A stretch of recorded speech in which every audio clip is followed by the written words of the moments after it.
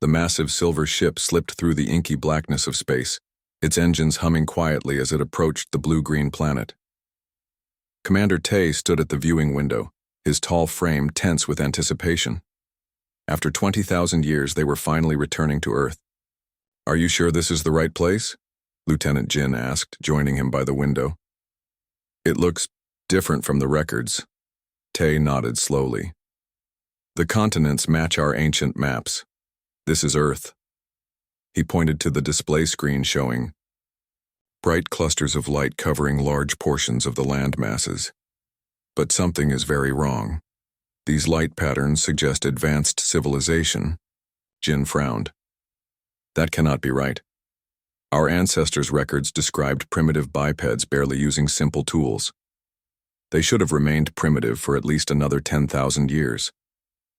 The ship, named Eternal Dawn, continued its approach, under full cloaking technology. The mission was supposed to be simple: return to Earth, recover the abandoned supply cache and the damaged starship their ancestors had left behind during their hasty retreat, and leave before the primitive natives noticed anything unusual. Engineer Suk entered the bridge, her dark eyes wide with concern. "Commander, our scans detect artificial satellites orbiting the planet, thousands of them, and what appears to be primitive space stations." Tay felt a chill run down his spine. How is this possible? The humans should be nowhere near this level of technology. "There's more," Suk continued. "They have global communication networks, advanced transportation systems, and what appear to be early fusion power plants. They've progressed far faster than any species we've encountered." The three Nebulans stared at the planet in silence. Their recovery mission had just become much more complicated. "We need to maintain our cover," Tay finally said. "Set course for the southern peninsula of the large eastern continent. Our records indicate the supply cache and ship should be buried in a mountain range there." The Eternal Dawn descended through Earth's atmosphere under the cover of night, its cloaking shields preventing detection by human radar systems. They landed in a dense forest area of what humans called South Korea, nestled between steep mountains. "Begin. Setting up base camp," Tay ordered. "Suk, I want you to analyze their communication networks, learn their languages, understand their technology level. We need to know what we're dealing with." As the Nebulan crew worked through the night setting, up their hidden base, Suk immersed herself in Earth's digital networks. The translator implant in her brain worked overtime processing the flood of information.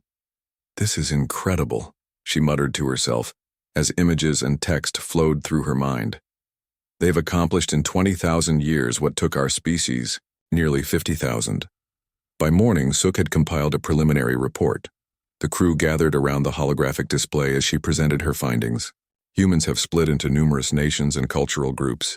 They've developed advanced mathematics, physics, and engineering. They've begun exploring their own solar system. But they're still divided, fighting amongst themselves over resources and ideologies." Tay nodded thoughtfully. "Do they have detection capabilities that could find our cache or recognize our technology?" "Possibly," Suk replied. "Their scanning technology is primitive compared to ours, but not so primitive that they couldn't identify unusual energy signatures or materials." "Then we need to move quickly," Tay decided. "Jin, prepare a reconnaissance team. We'll need to blend in with the locals to gather more information." The Nebulans had prepared for this mission by studying the ancient records of human appearance.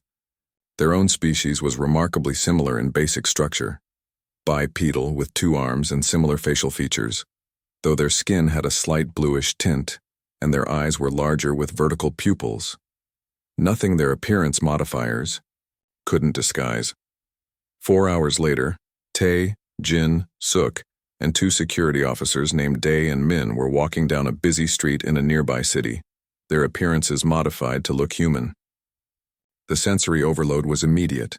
The sounds, smells, and visual chaos of human civilization bombarded them from all sides.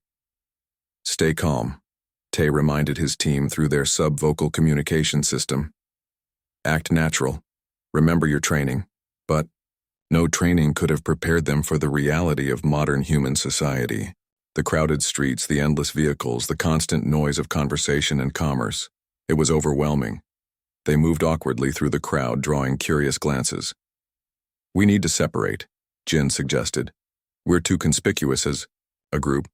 Dai and Min, head east. Suk, come with me. Commander, you should be able to blend in alone." Tae agreed, and the team split up. He wandered through the city, observing human behavior and trying to mimic it. He entered a small shop that sold drinks, ordered something called coffee by pointing at a picture, and sat in a corner watching the humans around him. His translator implant was working well now, converting the local language to something he could understand. Two humans at a nearby table caught his attention when he heard them mention military and unusual energy readings. "The general is convinced it's some kind of new Chinese technology," one man said quietly. "They detected it in the mountains last night. Some kind of radiation they've never seen before." Tae felt his heart race. They must have detected the Eternal Dawn's landing despite their cloaking technology. He needed to warn the others. Meanwhile, in a military complex built into a mountain just 15 kilometers from the Nebulan landing site, Colonel Yoon Kyung-hwa stared at the readouts on her screen with a deep frown.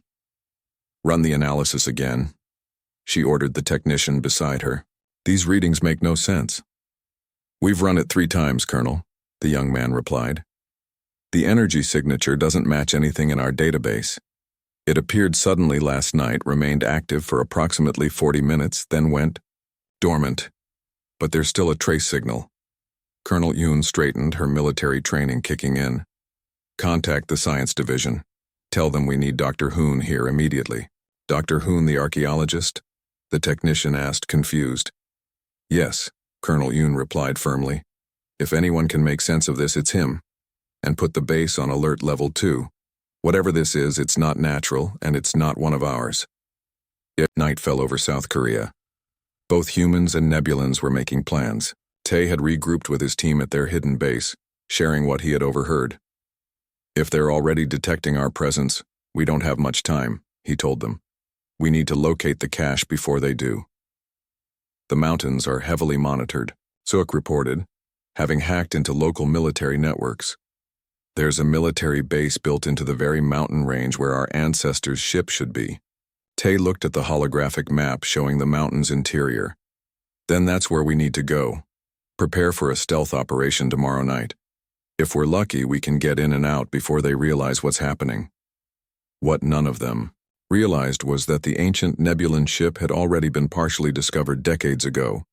Its strange metal alloys and incomprehensible technology sealed away in a secret research facility deep inside the mountain, right where they were, planning to break in. Dr. Hoon Jae-woo rubbed his tired eyes as the military helicopter swooped low over the mountains. He had been pulled from his bed at 3 a.m. with an urgent call from Colonel Yoon, a woman not known for exaggeration. "We found something you need to see," was all she would say over the secure line. At 45, Dr. Hoon had spent his career studying unexplained archaeological anomalies, ancient artifacts that seemed too advanced for their time, cave paintings depicting strange beings, and myths that hinted at visitors from the stars. His colleagues at Seoul National University often mocked him as the alien hunter, but the military took his theories seriously enough to call him when something unusual turned up. The helicopter landed on a pad built into the mountainside. 2 stern-faced soldiers escorted him through multiple security checkpoints and down a long elevator shaft that descended deep into the mountain. Colonel Yoon met him in a brightly lit corridor. Her uniform was crisp, but the dark circles under her eyes suggested she hadn't slept. "Thank you for coming so quickly, Dr. Hoon," she said, shaking his hand firmly. "We detected unusual energy signatures last night. When we sent drones to investigate, we found something, well, you should see for yourself." She led him to a room filled with monitoring equipment where technicians worked quietly at their stations. On a large screen was an image that made Dr. Hoon's heart skip a beat. A perfectly smooth metallic oval structure half buried in the forest floor, about the size of a small car. "We found this 7 kilometers from here," Colonel Yoon explained. "It's emitting radiation unlike anything we've encountered before, and it wasn't there 2 days ago." Dr. Hoon moved closer to the screen. "Have you tried to open it?" "We haven't touched it. Standard protocol for unknown objects of this nature," Good. Dr. Hoon nodded. This reminds me of something. He pulled out his tablet and scrolled through his files. Here, cave paintings from this same mountain range dated approximately 18,000 years old. He showed her the image, crude drawings of oval shapes descending from the sky, and tall, thin figures emerging from them. Colonel Yoon frowned. You think this is connected to your ancient astronaut theories? I think we should keep an open mind, Dr. Hoon replied carefully. Have your teams found anything else unusual? Actually, yes. During our newest tunnel excavation, we discovered a chamber with, well, I think you should see this too. Meanwhile, Commander Tae and his team were preparing for their infiltration of the military facility. Their scans had detected faint traces of Nebulan technology deep within the mountain, exactly where their ancestors' records indicated the cache should be. The security is heavy, Lieutenant Jin reported, studying the holographic display of the mountain complex. Multiple checkpoints, armed guards, surveillance systems. But their technology is still primitive compared to ours, Tae reminded him. Our phase shifters should allow us to pass through their physical barriers. Sook looked concerned. The phase shifters will get us through walls, but they generate detectable energy pulses. If their sensors are already tuned to our technology signature, they might notice. Tae considered this. We'll have to risk it. The longer we stay on this planet, the greater chance of discovery. We move tonight. As darkness fell, the 5 Nebulans activated their cloaking devices and approached the mountain base. Their body signatures were masked, making them invisible to thermal imaging, and their footsteps made no sound as they moved through the forest. They reached the mountainside and activated their phase shifters, passing through the solid rock like ghosts. Inside, they found themselves in a maintenance tunnel rarely used by the humans. Sook, can you access their systems? Tae asked. She placed a small device against a computer terminal on the wall.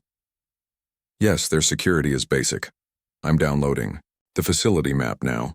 After a moment, she projected a 3D map into the air between them. The energy signature is coming from this section, 3 levels down. The team moved carefully through the facility, freezing in place whenever humans passed by. Though invisible, they could still be bumped into. At one point, a scientist walked so close to Day that his lab coat brushed against the Nebulan's arm, causing the man to stop and look around in confusion before continuing on his way. They descended to the lower levels, but as they approached the target area, they encountered a problem, a large security door with guards posted outside. We can phase through the door, Jin whispered, but if those guards see the door ripple as we pass through, they'll raise an alarm. As they debated what to do, an alert sounded throughout the facility. Red lights began flashing in the corridor. Perimeter breach in Section 7, announced a voice over the speaker system. All security personnel report to assigned stations. The guards at the door tensed. Then one of them received a message through his earpiece. We're needed at the north entrance. They found something. They hurried away, leaving the door temporarily unguarded. Lucky timing, Day commented as they quickly phased through the door. Inside, they found a large laboratory filled with equipment.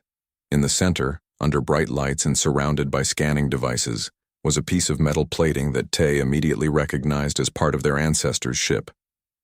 They found it, he breathed. But this is just a fragment. Where's the rest? Before they could search further, the door opened, and Dr. Hoon entered with Colonel Yoon. The Nebulans froze, their cloaking devices still active. The energy signature is stronger in here, Colonel Yoon said, looking at a handheld device. Much stronger than it was an hour ago. Dr. Hoon moved toward the metal fragment. This material, I've never seen anything like it. The molecular structure shouldn't be stable, yet it's perfectly intact after what must be thousands of years. As they examined the fragment, Officer Sun accidentally bumped against a table, causing a small tool to fall to the floor. The sound made both humans look up sharply. What was that? Colonel Yoon demanded, drawing her sidearm. Dr. Hoon held up a hand. Wait, if something's here, shooting might not be the best first response. The colonel spoke into her radio. Security to lab. 4 possible intruder. Then she called out, Whoever's there, show yourself. This facility is under military protection. Tay made a quick decision. Using the subvocal system, he told his team, "Stay cloaked, I'll make contact." Then he deactivated his cloaking device, appearing suddenly before the startled humans. Colonel Yoon aimed her weapon at him immediately. "Don't move." Dr. Hoon's eyes widened in astonishment. "My God," he whispered. Tay raised his hands in the universal gesture of peace. "I mean no harm," he said, his translator converting his speech to Korean. "What are you?" Colonel Yoon demanded, her weapon steady. "I am Commander Tay of the Nebulan recovery vessel Eternal Dawn. We have come to retrieve property left by our ancestors. Dr. Hoon stepped forward despite Colonel Yoon's warning gesture. "You speak our language." "I have a translation device," Tay explained. "Your language patterns were easy to analyze." Colonel Yoon kept her weapon aimed at Tay's chest. "Are you alone?" Before Tay could answer, alarms blared again. "Multiple intruders detected in the north sector," announced the speaker system. "That's not us," Tay said quickly. The colonel's radio crackled. "Colonel, we've engaged unknown hostiles at the north entrance. They appeared out of nowhere and are attempting to breach the facility." "How many of you are there?" Colonel Yoon demanded of Tay. "5 total, and we're all here in this room," Tay replied truthfully. "Whatever's attacking. Your facility is not our people." Dr. Hoon looked at the metal fragment, then back at Tay. "You said you came to retrieve property. You mean this?" "Yes. That is part of a starship that was damaged and abandoned here 20,000 years ago, along with supplies and equipment. We were sent to recover it before your species discovered it." "Too late for that," Colonel Yoon remarked. The radio crackled again with sounds of gunfire and shouting. Colonel Yoon made a decision. "Doctor, stay here and talk to our visitor. I need to handle this security breach." After she left, Dr. Hoon turned to Tay with wonder in his eyes. "I've spent my entire career searching for evidence of extraterrestrial contact with early humans, and now you're standing right in front of me." Tay hesitated, then signaled to his team to reveal themselves. One by one, they deactivated their cloaking devices, causing Dr. Hoon to step back in surprise. "We didn't come to harm anyone," Jin said, "but we need to recover our technology before it creates problems for your world." Dr. Hoon nodded slowly. "I understand, but I think it might already be too late for that." 3 days after the first encounter between humans and Nebulans, a joint excavation team worked in a newly discovered tunnel deep inside the mountain. The military had cordoned off the entire area, creating a cover story about a training exercise to keep civilians away. Only a small group of specialists knew the truth about their extraterrestrial visitors. Dr. Hoon directed a team of archaeologists who carefully mapped and documented everything they found, while Engineer Suk led the Nebulans in scanning for their ancient technology. Colonel Yoon had reluctantly agreed to the cooperation after the mysterious attack on the facility was repelled. The attackers had vanished as suddenly as they had appeared, leaving behind no bodies or evidence of their identity. "These markings are fascinating," Dr. Hoon said, examining symbols etched into the stone walls. "They match nothing in human archaeological records, yet there are similarities to some of our most ancient writing systems." Suk nodded, scanning the symbols with her handheld device.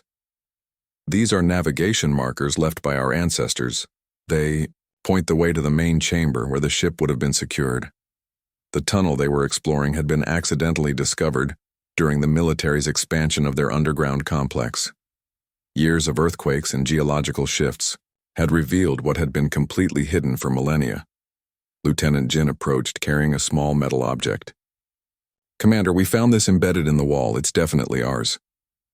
Commander Tay examined the device, a data storage unit, its outer casing corroded but intact. "Can you access the data, Suk?" She took the unit and connected it to her scanner. "Some of it is corrupted, but I can retrieve portions. It appears to be a personal log from Science Officer Q, dated just before their departure." "Play it," Tay ordered.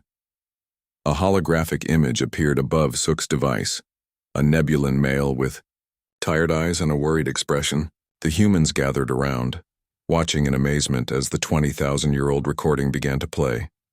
Final entry, the image said, speaking in the Nebulan language while Suk's device translated to Korean for the humans. The containment failure has forced us to abandon our research outpost. Captain Rim has ordered all personnel to return to the ship, but the damage from the asteroid impact makes full departure impossible. We are salvaging what we can and will attempt to reach the nearest subspace relay with our shuttle. The primary, ship and non-essential supplies will remain hidden here until a recovery team can be dispatched. The recording fizzled with static, then continued. The native species has shown remarkable potential. Our limited interactions with them have already accelerated their development. Some have begun to mimic our tool use and language.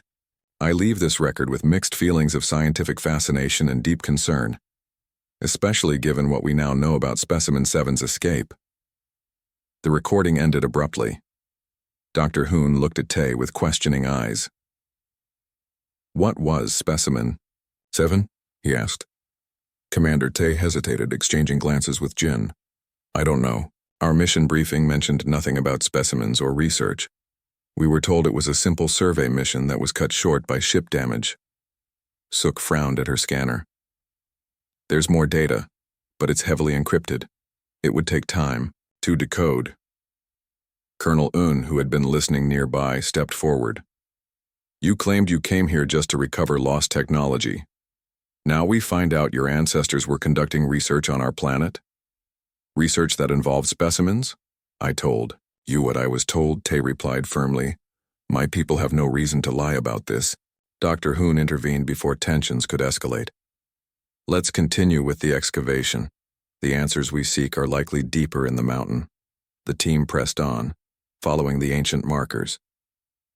Human and Nebulan engineers worked side by side, removing rubble and reinforcing unstable sections of the tunnel.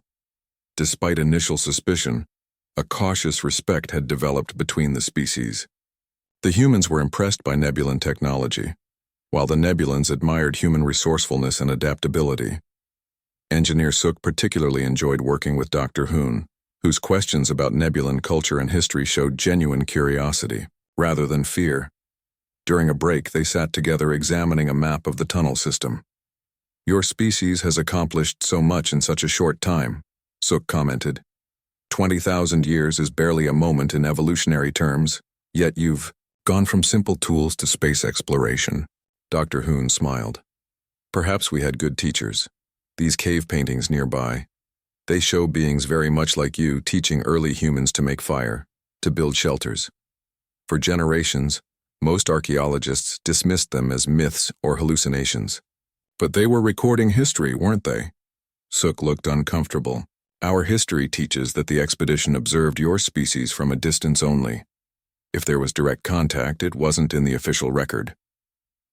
Their conversation was interrupted by an excited shout from one of the tunnel teams. They had broken through to a large chamber. Everyone gathered at the new opening. Portable lights illuminated a vast space that had been untouched for millennia. In the center stood a massive structure, partially dismantled but clearly recognizable to the Nebulans as their ancestors' starship. It's smaller than I expected, Jin remarked. The records described a Class 4 exploration vessel. They must have cannibalized parts of it for the shuttle escape, Tay suggested, walking around the ship's exposed framework. But the core technology should still be here. Dr. Hoon was examining the walls of the chamber, which were covered with paintings. Look at this, he called out. The paintings showed tall, slender figures working alongside early humans. Other images depicted the figures, teaching humans to use tools, plant crops, and build structures. These contradict your official history, he said to Tay. Your ancestors didn't just observe humanity, they guided us. Before Tay could respond, one of the military technicians called out to Colonel Yoon. Colonel, we've found something else. Another chamber, connected to this one. They followed the technician through a narrow passage that led to a smaller room. Unlike the main chamber, this one was constructed of the same metal as the Nebulan ship. The walls were lined with empty container units, each large enough to hold a human-sized subject. In the center was a shattered containment pod, its door, ripped outward as if something had broken free from inside. "What is this place?" Colonel Yoon demanded, her hand instinctively moving to her sidearm. Suk scanned the room, her expression growing increasingly troubled. "It's a containment facility for biological specimens. According to these readings, it was designed to hold live subjects for study." Dr. Hoon examined the broken containment pod. "Something got out of here." He pointed to scratch marks on the interior. "Something with claws." Commander Tay's communication device suddenly activated, displaying a message in Nebulan script. His expression darkened as he read it. "What is it?" Jin asked. "New orders from High Command," Tay replied quietly. "They've decoded more of the original mission files. The expedition wasn't just a survey mission. It was a biological weapons research outpost." A heavy silence fell over the room as both humans and Nebulans absorbed this revelation. "Biological weapons research?" Colonel Yoon repeated, her voice cold with anger. "You brought dangerous specimens to our planet for weapons experiments?" "Not us," Jin corrected. "Our ancestors 20 millennia ago. We knew nothing of this." Suk continued scanning the facility, her hands trembling slightly. According to these readings, they were collecting species from across the galaxy, studying their potential as biological agents. Specimen 7 was particularly promising, a predatory species with remarkable adaptive capabilities. "And it escaped," Dr. Hoon concluded, looking at the broken containment pod. 20,000 years ago, an alien predator was released on Earth." Tay nodded grimly. "The log mentioned a containment failure. This must be what they meant." "But that was 20,000 years ago," one of the human scientists pointed out. "If such a creature escaped, wouldn't we have found evidence of it by now? Remains, offspring, something?" Dr. Hoon turned slowly, his face pale. "Perhaps we have." He pulled up images on his tablet. Ancient cave paintings depicting monsters, medieval artwork showing demons, modern cryptid sightings. Every culture on Earth has myths about monsters that hunt humans from the shadows. What if they weren't myths? As if to answer his question, a low rumbling sound echoed through the chamber. Everyone froze, listening. It came again, a sound like stone grinding against stone, but with an organic quality that raised the hair on the back of their necks. One of the military guards pointed his light toward a dark corner of the room. "There's something moving in there." Before anyone could react, the lights in the chamber flickered and went out, plunging them into total darkness. In the blackness, they heard a sound that was neither human nor Nebulan, a clicking, chittering noise that seemed to come from all directions at once. When the emergency lights finally activated 30 seconds later, 2 of the human guards were missing. A trail of dark liquid led to a narrow crevice in the rock wall, a crevice that hadn't been there before. Colonel Yoon immediately ordered everyone to fall back to the main chamber. "Seal that passage," she commanded her remaining guards, "and get me reinforcements down here now." As they retreated, Dr. Hoon noticed something that the others had missed. The mountain base was on full alert. Additional troops had arrived, setting up barricades and scanning equipment throughout the tunnel system. Colonel Yoon had established a command center in the main chamber, coordinating search teams looking for the missing guards. The atmosphere was tense, with humans and Nebulans alike on edge after the attack. Commander Tay stood with Lieutenant Jin, examining the ancient starship. "This is much worse than we were led to believe," he said quietly. "Our ancestors weren't just explorers. They were weapons researchers who abandoned dangerous specimens on this planet." "High Command must have known," Jin replied. "Why keep it from us?" "Probably to ensure we'd complete the mission," Tay said bitterly. "If we knew we were responsible for releasing a deadly predator on Earth, we might have approached things differently." Across the chamber, Dr. Hoon and Engineer Suk were analyzing the cave paintings with new understanding. "These symbols here," Dr. Hoon pointed, "they match the markings on the containment facility. And look, this figure appears repeatedly in paintings spanning thousands of years." He indicated a tall, shadowy creature with elongated limbs. "It's always shown hunting from darkness, taking humans." Suk nodded grimly. "In the oldest paintings, it appears alone, but in later ones there are multiple creatures." If specimen 7 survived and reproduced, then its descendants have been preying on humanity for 20 millennia, Dr. Hoon finished. Every culture has stories of creatures that hunt in darkness, demons, monsters, things that take people who are never seen again. What if they weren't just stories? Their discussion was interrupted when one of the search teams returned. The squad leader reported directly to Colonel Yoon, his face grim. "No sign of the missing men, Colonel, but we found something else. A network of tunnels that don't appear on any of our maps. They seem to have been created recently, boring through solid rock." "How recently?" Colonel Yoon asked. "Based on the rock dust and fracture patterns within the last few days." Dr. Hoon approached them. "Since we started the excavation, since we uncovered the ship." Colonel Yoon frowned. "You think whatever took my men has been watching us, waiting for us to find this place?" "It makes a terrible kind of sense," Dr. Hoon replied. "If this creature has been alive for 20,000 years, evolving and perhaps breeding, it would have a strong connection to this site. When we started digging, we might have triggered something." A technician called out from a monitoring station. "Colonel, we're picking up unusual energy readings from Section E7, similar to what we detected when the Nebulans first arrived." "That's 3 levels up near the surface exits," Colonel Yoon said. "Deploy a team immediately." As orders were being given, Commander Tae received another message from Nebulan High Command. His expression darkened as he read it. "What now?" Jin asked. "They finally sent the complete mission files," Tae replied. "They claim they were encoded and couldn't be transmitted earlier." The 2 Nebulans reviewed the information, their concern growing with each new revelation. Finally, Tae called everyone together: Colonel Yoon, Dr. Hoon, Suk, and the senior human personnel. "I've received new information from my superiors," he announced. "The truth about the original expedition needs to be shared." He activated a holographic projector that displayed images of the original mission. 20,000 years ago, our people were different. The Nebulan Empire was expanding aggressively, seeking biological weapons to use against rival species. Earth was selected as a testing ground because it was isolated, primitive, and had diverse ecosystems ideal for controlled experiments. The hologram showed images of various alien species in containment pods, including one labeled Specimen 7, that resembled a long-limbed insectoid creature with an oversized cranium. Specimen 7 was collected from a dying world in a distant system.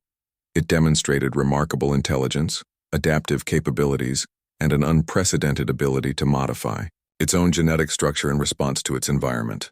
The researchers believed it could be engineered into the perfect infiltration weapon. Colonel Yoon's face hardened.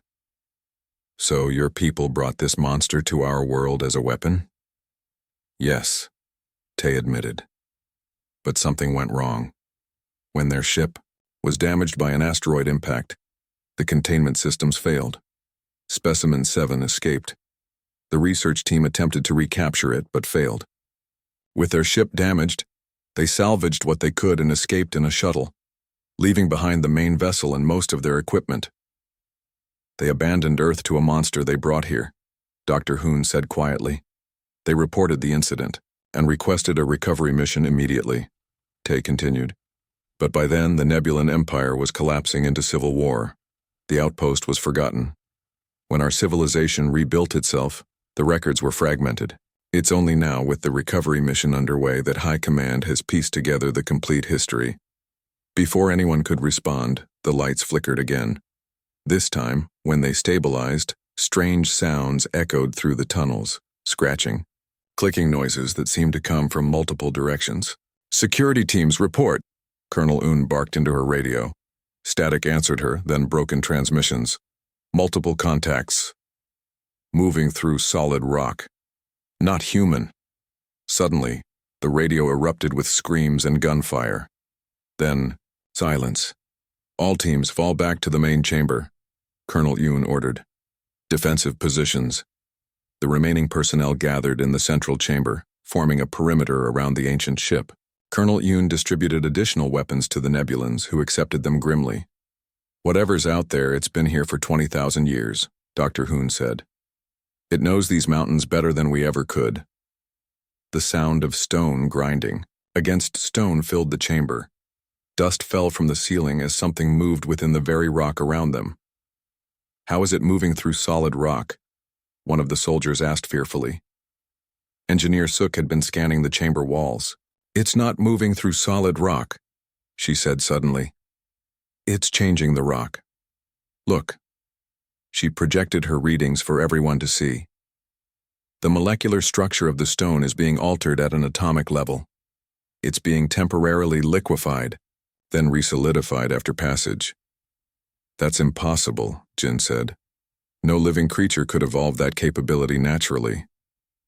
"Unless it had help," Dr. Hoon suggested, looking at the ship. "You said the specimen could adapt and modify." 3 days after the mountain facility collapsed, a makeshift command center had been established in an abandoned factory outside Seoul. Military vehicles surrounded the building, and armed guards patrolled the perimeter. Inside, the surviving Nebulans and a select group of human officials and scientists worked frantically to track and contain the escaped creatures. Dr. Hoon stood before a large digital map showing red dots spreading outward from the mountain. Each dot represented a confirmed sighting or attack. The pattern was clear. The creatures were moving toward major population centers. 17 confirmed deaths so far, he reported grimly to the assembled group. All in rural areas. But they're getting closer to the city.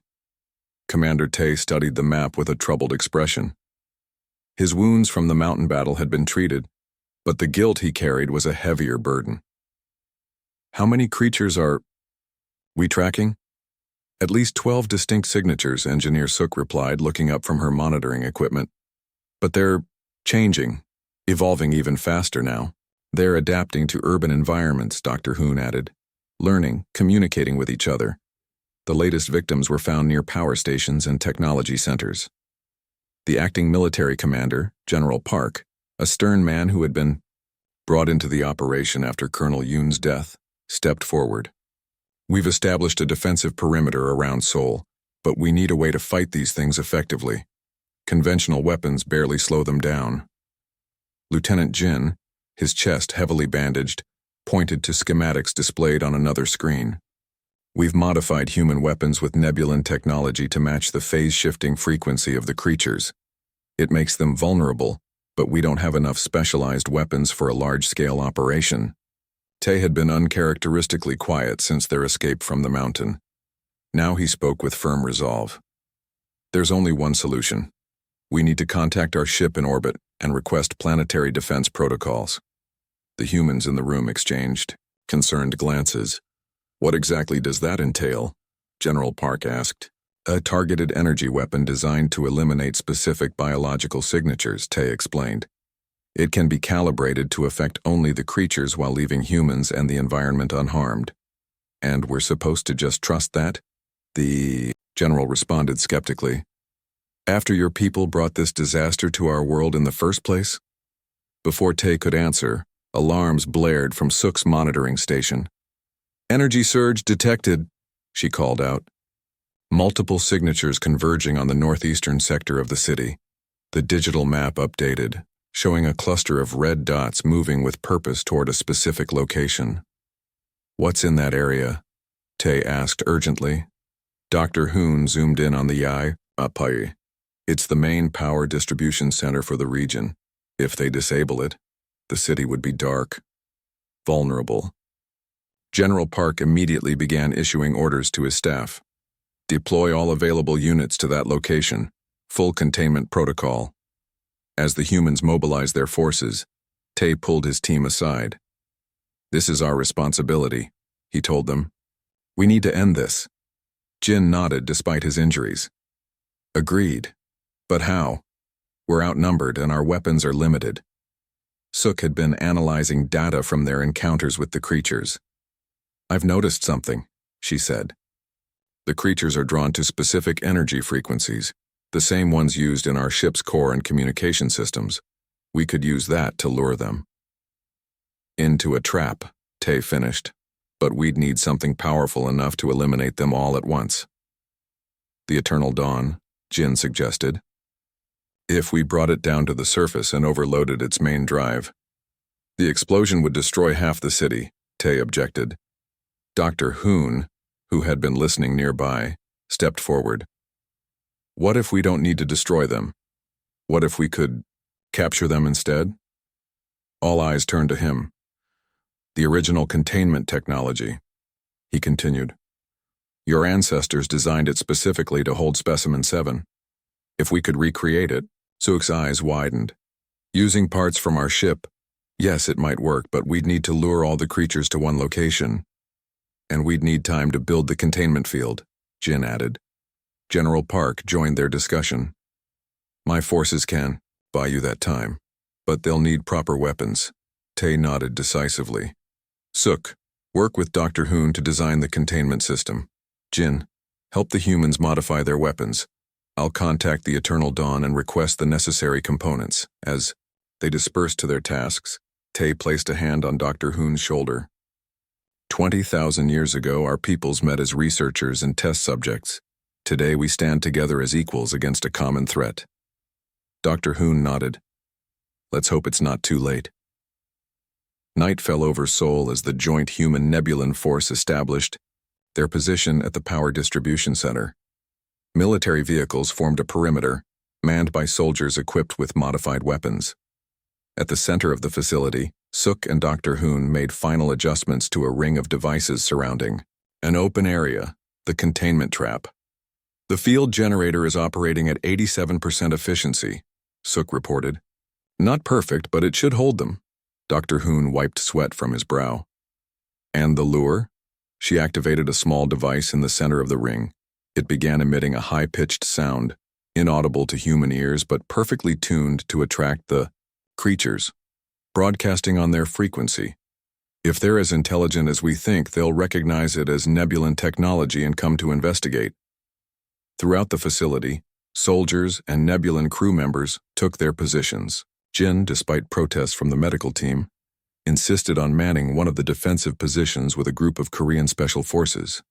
Tay and General Park stood in the command center, watching the monitoring screens as multiple red dots changed direction and began moving rapidly toward their location. They took the bait, the general observed. Tay nodded grimly. Now we need to spring the trap at exactly the right moment. If the containment field activates too early, they'll detect it and retreat. Too late, and they'll overwhelm us before we can capture them. My men are ready, General Park assured him. They understand the stakes. The minutes ticked by in tense silence. Then the perimeter sensors triggered. Contact, a soldier's voice reported over the radio. Multiple targets approaching from the northeast. Hold your positions, General Park ordered. Fire only when they breach the outer perimeter.